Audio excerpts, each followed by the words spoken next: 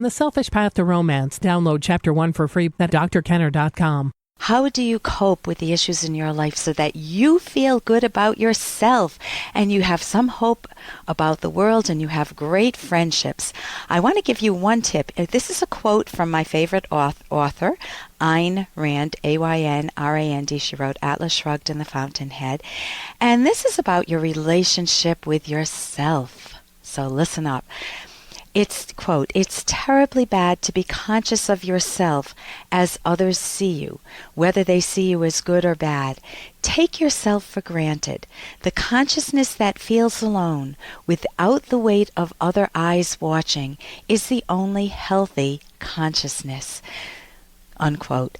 So your mind, we can go through life feeling, oh, I wonder if I'm good enough. What will Judy say about me? What will Sam say about me? What will Uncle Harry say? Or what will my parents say? And you feel like you're only good if they say good things. You're only bad if they say bad things. And many of us go through life just worried about what other people are thinking about us all the time. Good policy or not. Not a good policy. So does that mean that you stamp on yourself a good housekeeping stamp of approval and say, I'm good all the time no matter what I do? No, that's not a good policy either. You want to know yourself, know what you value in yourself, what is accurate. You watch how you observe, you watch how you make choices. And that's what self-esteem is based on. It's your own self-evaluation of yourself. And if you make good choices, please give yourself a hug, credit yourself. If you make bad choices, don't beat up on yourself, unless you've really crossed the line, but figure out how to make better choices. Say, I've ignored the fact that we're in debt and I need to focus on this now, and I am going to start focusing on it instead of saying, oh, I know we're in debt now, oh, what's the use, why bother, who cares, and you throw up your hands and you go spend more money that you don't have. Bad policy. The worst thing about that is you're eroding whatever self-esteem you could build in that moment. So it's not that we don't have stresses, but how we deal with our stresses really matters. And how we embrace the positive things in our life really matters too. Do you just brush them aside, or do you pursue the friends that you love, a romantic relationship that you want to enhance, good relations with your kids or family members, keeping those that are not good from you away from you? Are you capable of doing that? That's what this show is all about. It's the rational basis of happiness. Hey, I got to interrupt this because we've got to pay some bills. 30 seconds, that's it. A very quick ad, and then Ellen will be back. Many romantic partners have complaints like, I live in the shadow of my husband's life, or I feel invisible to my girlfriend. These are common complaints, but you never want to betray yourself in a romantic partnership. When both partners value themselves and are lovingly honest with one another, romance flourishes. Discover the secrets to lasting love in this liberating book, The Selfish Path to Romance, by Drs. Edwin Locke and Ellen Kenner. That's The Selfish Path to Romance on Amazon or selfishromance.com. Here is an email from a listener who is pretty much disillusioned with the country. The country. Hello, Dr. Kenner. When the health bill passed, I felt enormously overwhelmed, and I cannot shake that feeling. It seems like we are in an unstoppable movement towards statism in this country, and I feel like giving up. Thank you for taking the time to read my email. And this is from Joe. Joe, I understand what you're feeling. I didn't know how to fight the battle. I felt like a person in an abusive family with all the skills I have who just didn't know what to do, what to say. I felt like it was a lost cause. And it's understandable to feel that way initially because your mind does need to integrate how serious this threat is to our country. Number one, it is not a health care bill, and I never want to call it that. It's a total takeover of our country. It's the beginning of that. So you're right, it's going towards statism.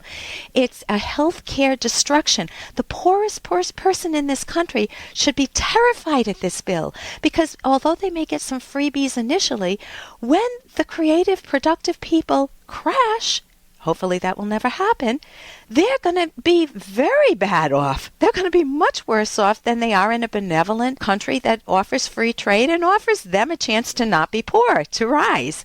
So that is very damaging. The battle is actually in your own soul. And one of the trillion reasons I love the author Ayn Rand. And if you haven't read Atlas Shrugged, read it, and it will help you figure out what's going on with the country and how to turn it around.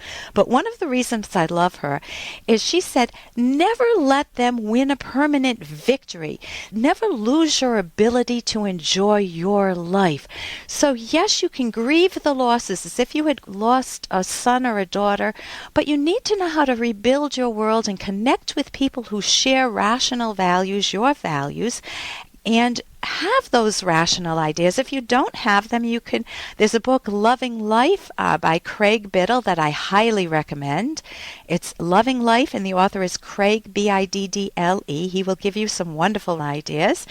And you can feel a little sad, but fight that battle in your own mind. I know I went to a restaurant recently, and I went out to feed the birds today. So you keep a sense of normalcy in your life, keep connected to your values, and enjoy rational people. Seek them out if you don't know them, join groups, speak up.